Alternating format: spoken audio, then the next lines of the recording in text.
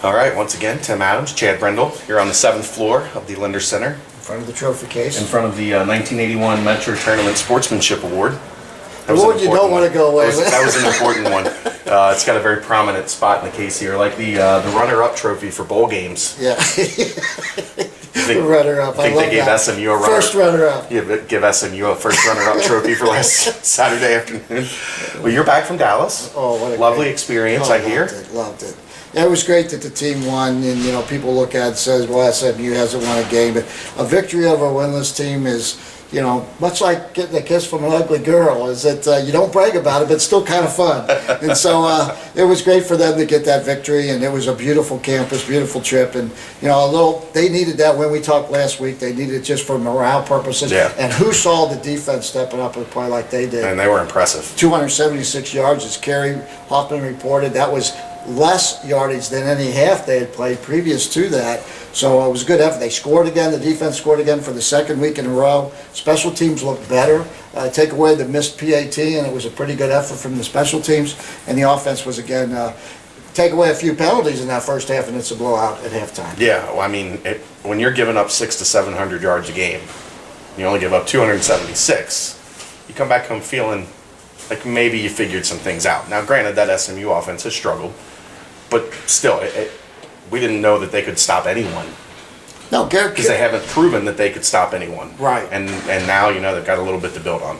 Yes, and Garrett Kristich passed for 330-some yards against ECU the 2 weeks prior to that, and Cincinnati did a good job. They got in his face. I don't think he's got a real strong arm, so he struggled, and they gave him those routes to throw, I think, at times.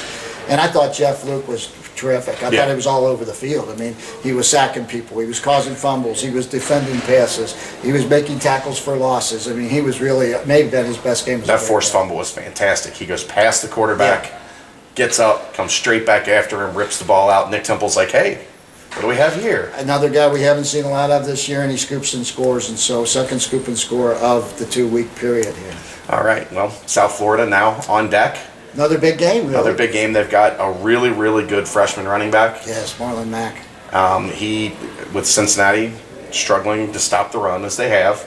This is going to be another test for them. They get a young guy coming in that, if you look at him, he looks like an NFL running back. He does. He's 6 foot. Big, thick, legs, thighs. He looks bigger than the 195 pounds they listed. He looks like 210, 215. Yeah. I mean, he's well put together. Scored twice last week on runs of, I think, 35 and 54 yards. I mean, he's had 3 100-yard games, and there's 6 games. I think maybe they have 7. They're 3 and 4. They've got 7.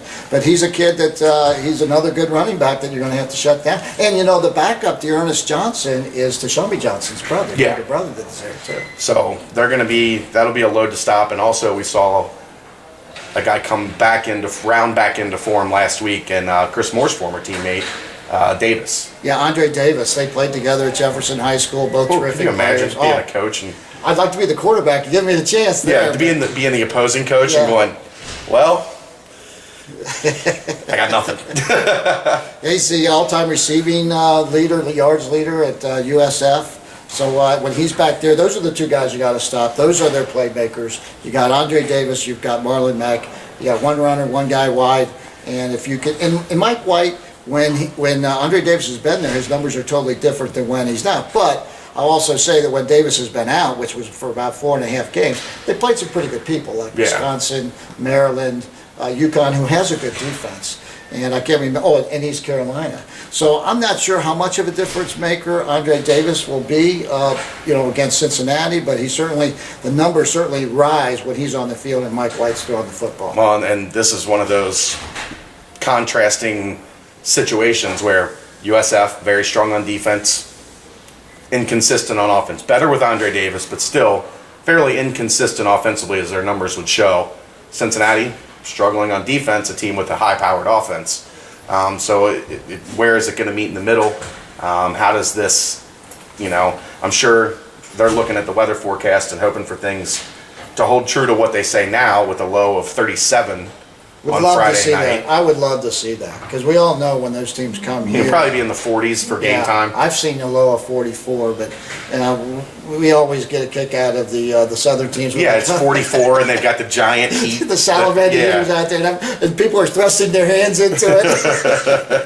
It was minus 15 here last winter, guys. This is only 46 degrees. Yeah. But they generally, South Florida has not responded well when they've come up here and the temperature's been below 50. No, I can't remember what their record was a few years ago when it was like, I forget what the kickoff temperature. It was like if it was 45 42, well, that their record was abysmal.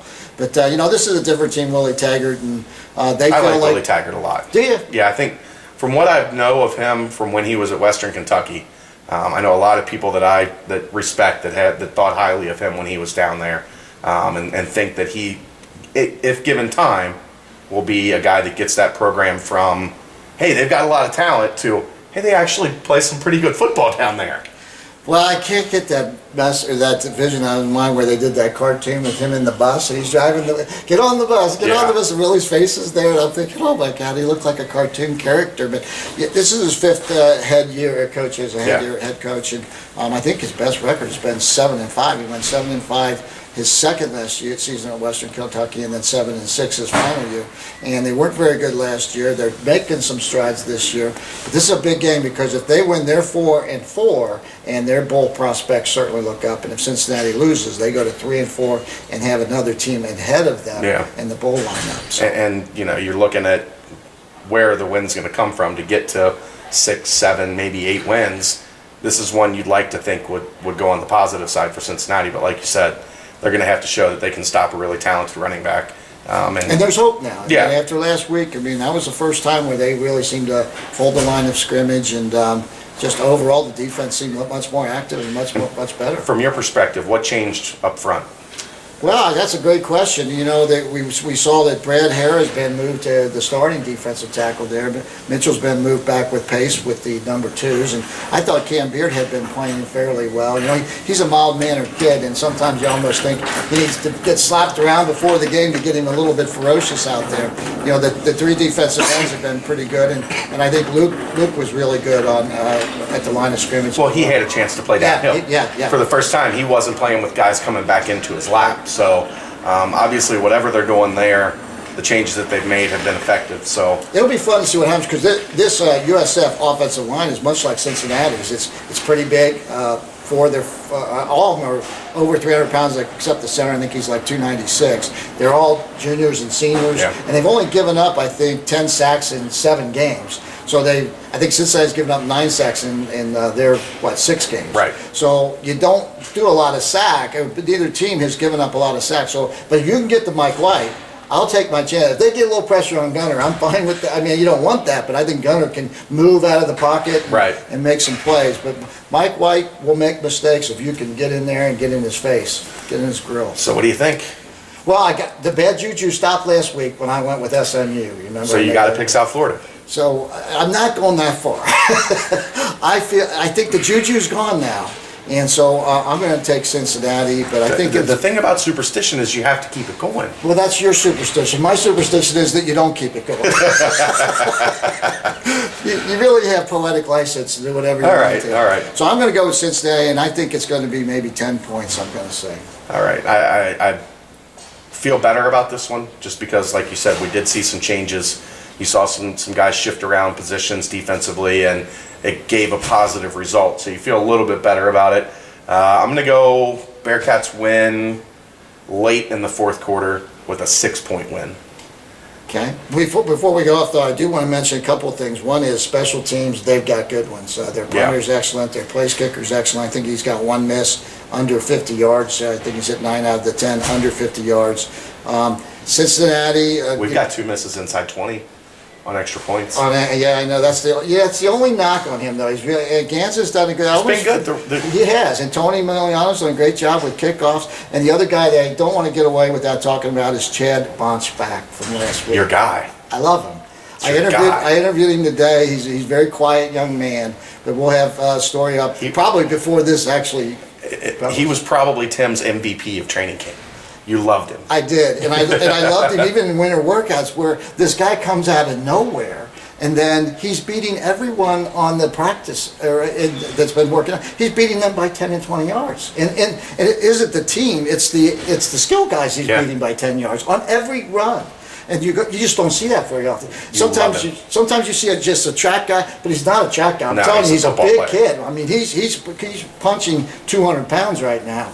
But boy, I'd like to see what he could do against the ones. I don't know. Does he know you're the president of his fan club? He doesn't know that yet. Maybe if he watches this, he will now. But this is a great story. It is a great story, and it was good to see from when we saw him at training camp. I mean, he was exciting to watch. It was against the threes, and we knew, Oh, the wrestler's listed as a wide receiver for crying out loud. We knew to put it in perspective a little bit, but you looked at him and went, he runs a little different than anybody they've got. He's not a burner, but he's got good speed, good quickness. He's power. He can catch the ball. He hits the hole.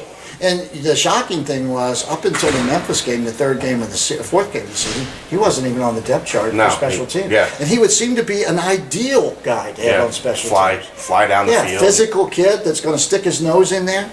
They were keeping him as a secret weapon for later in the season. The secret's getting out. He had a good tackle in the Miami game and a good tackle on Deion Sanders Jr. in the SMU game. So we're both going Cincinnati. Chilly Friday night. Let's hope the temperatures get down a little bit. If it gets too cold, weather. You were razzing me because you wanted to go outside. Yes. And do this outside today. Football's outside. It's a little cold. I'm a basketball guy, so we're inside. Yes. I told you could take the camera and go outside and shoot this thing yourself. He squats when he pees, too. All right, that's enough. That's going to wrap it up. He's Tim Adams. I'm Chad Brendel, BearcatJournal.com.